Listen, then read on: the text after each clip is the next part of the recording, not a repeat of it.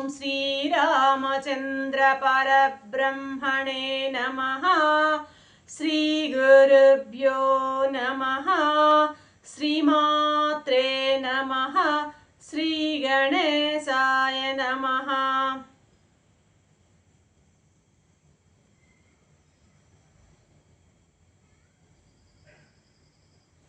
ప్రియాత్మ బంధువులారా, యోగ వాసిష్టం నిర్వాణ ప్రకరణము 602వ భాగం. కుంభుడు తను నారద మహర్షి ద్వారా గ్రహించినటువంటి బోధని శిఖిధ్వజునికి అందజేస్తున్నటువంటి నేపథ్యంలో శిఖిధ్వజునికి మధ్యలో వచ్చినటువంటి ప్రశ్నలని అడుగుతూ ఉన్నాడు. కుంభుణ్ణి ప్రశ్నిస్తున్నాడు శిఖిధ్వజుడు. అయ్యా, ఒక లోకంలో ఒక జీవన్ముక్తుడు ఉన్నాడు అనుకోండి, ఒక ప్రబుద్ధుడు అంటాం, జీవన్ముక్తుడు ఉన్నాడు అనుకోండి. అతనికి జీవన్ముక్తునికి మనస్సు అనేది ఉంటుందా లేదా? ఒకవేళ జీవన్ముక్తునికి గనక మనసు అనేది లేకపోతే అతడు లోకంలో లావాదేవీలు ఎలా, అతను వ్యవహారం ఎలా చేయగలడు, లావాదేవీలు ఎలా పెట్టుకోగలడు లోకంతో? మనసు లేకపోతే సంకల్ప వికల్పాలు ఉండవు. అర్థమైందా? ఇప్పుడు జీవన్ముక్తుడు అమనస్క స్థితిలో కూర్చోవచ్చు, గట్టిగా కూర్చోవచ్చు. ఎందుకంటే ఎటువంటి ఆలోచనలు, సంకల్పాలు, వికల్పాలు చేయకుండా కూర్చోవచ్చు. అతనికి అంత సమర్థుడే. అయితే లోకంలో ఉన్నప్పుడు అతనికి ఇక లౌకికమైనటువంటి వ్యవహారాలు ఉండనే ఉంటాయి కదా. ఒకరితో మాట్లాడాల్సి ఉంటుంది, ఏదైనా ఒక పని చేయాల్సి ఉంటుంది. మరి అలాంటప్పుడు ఒకరితో మాట్లాడేటప్పుడు సంకల్పం ఖచ్చితంగా వస్తుంది కదా. ఏదైనా ఒక పని చేసేటప్పుడు తప్పకుండా సంకల్పం అనేది వస్తుంది కదా.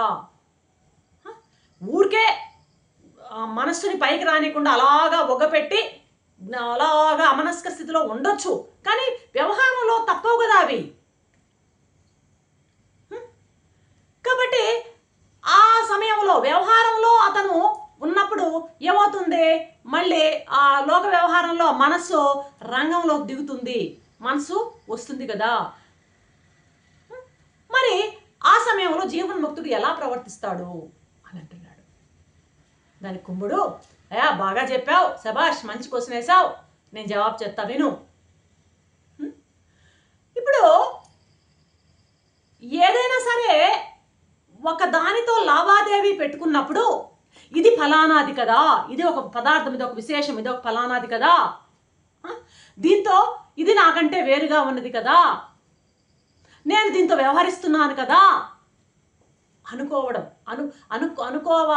అనుకోవాల్సి వస్తుంది కదా అనేదే కదా నీ అనుమానం. అయితే ఇతను ఆ మనసు అలా వ్యవహరించేటప్పుడు ఆ మనసు పైకి వస్తుంది అన్నది నీ యొక్క సందేహం, నాకు తెలుసు. అయితే ఆ మనస్సు పైకి రావడానికి అసలు కారణం ఏంటి? ఒక వృత్తి పైకి రావాలంటే కారణం ఏంటి? లోపల వాసనలు. అర్థమైందా? వాసనలే వృత్తులుగా పైకి వస్తుంటాయి. ఇప్పుడు ఎప్పుడైనా సరే పైన వృత్తులని, ఆలోచనల్ని కొట్టేస్తే సుఖం లేదు, కొట్టివేయడంతో సరిపోదు. లోపల ఏవైతే ఆ ప్రేరణ, వృత్తి, ఆలోచనని ప్రేరేపించేటువంటి వాసనలు ఉంటాయో ఆ వాసనలు లేకుండా చేసుకోవడమే ఎవరికైనా కావాల్సింది. అవి ఘనవాసనలు అంటాడు ఇక్కడ, దట్టంగా ఉంటాయి, అది దాన్నే మనం చిత్తం అంటాం. అర్థమైందా? ఆ ఘన వాసనలనే చిత్తం అంటాం. ఆ వాసనే వృత్తిగా మారి వృత్తి కర్మగా మారుతుంటుంది అనమాట. ఆ వాసనలోంచి పుట్టిన వాటినే అవన్నీ కలిపే మనం మనసు అని కూడా అంటుంటాం. మనసు అంటే కేవలం వృత్తులు మాత్రమే కానీ నువ్వు గన అనుకుంటే తప్పు. మనసు అంటే కేవలం వృత్తులే కాదు. అర్థమైందా? వృత్తుల్ని, ఆ మనసుని కంట్రోల్ చేసుకోవడం అంటే, వృత్తుల్ని కంట్రోల్ చేసుకోవడం అంటే అది కరెక్ట్ అయిన విషయం కాదు. ఆ వృత్తుల వెనకాల వాసనలు ఉంటాయి, వాటిని పూర్తిగా సమూలంగా కొట్టిపారేయగలగాల. అవి లోపల ఉంటాయి ఆ వాసనలు. అయితే నువ్వన్నట్టు ఈ జీవన్ముక్తుడు విషయంలోకి వచ్చేసరికి ఆ జీవన్ముక్తుడు ఆ వాసనల్ని కొట్టిపారేస్తాడు. వాడికి వాసనలు ఉండవట, జీవన్ముక్తుల్లో వాసనలు ఉండవట. ఇప్పుడు అతను తిరుగుతున్నా చేస్తున్నా అతను వృత్తి రూపంగా అతను కనబడుతున్నా కూడా ఆ వృత్తులన్నీ కూడా తిరిగి వాసనలు తయారవ్వవు. ఆల్రెడీ ఆడ వాసనలు లేవు, ఇక్కడ కొత్త వాసనలు తయారవ్వు అనమాట.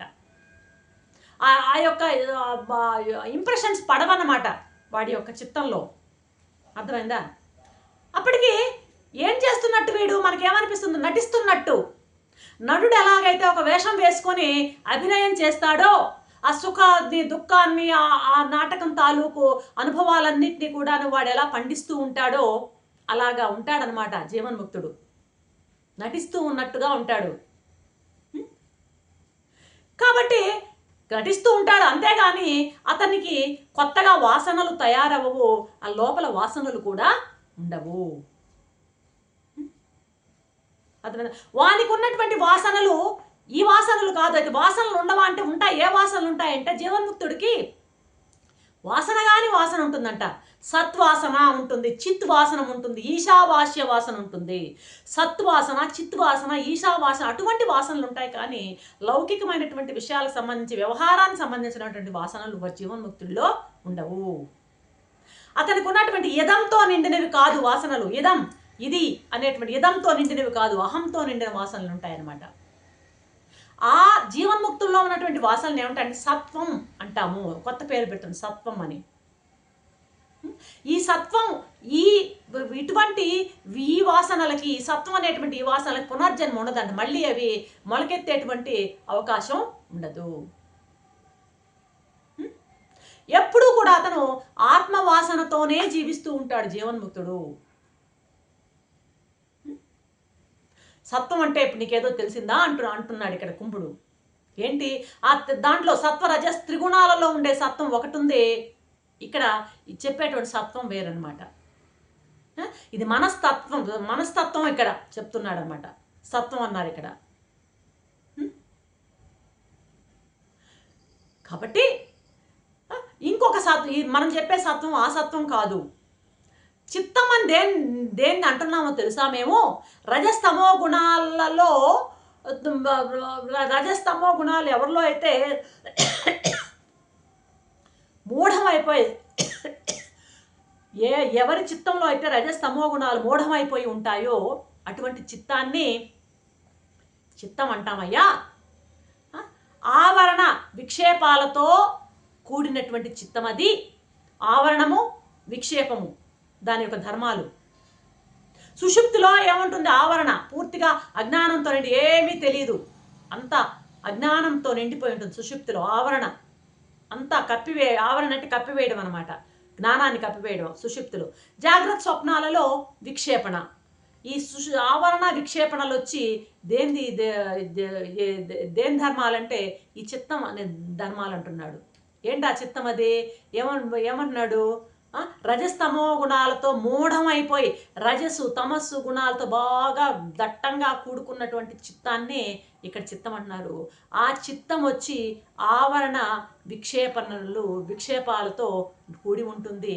ఆ సుషుప్తిలో ఆవరణ చూస్తుంటాం, జాగ్రత్తలో ఏమంటే జాగ్రత్త స్వప్నంలో విక్షేపణ చూస్తుంటాం. అవస్థాత్రయంలో ఉండేటువంటి చిత్తం ఏదైతే ఉందో అటువంటి ఆ చిత్తం మూఢమయ్యాది అంటూ ఆపుతున్నాడు కుంభుడు. రేపటి ఎపిసోడ్లో ఏం చెప్తాడో చూద్దాం. అంతవరకు సెలవు. సర్వం శ్రీరామచంద్ర చరణారవిందార్పణం. ఓం శాంతి శాంతి శాంతి.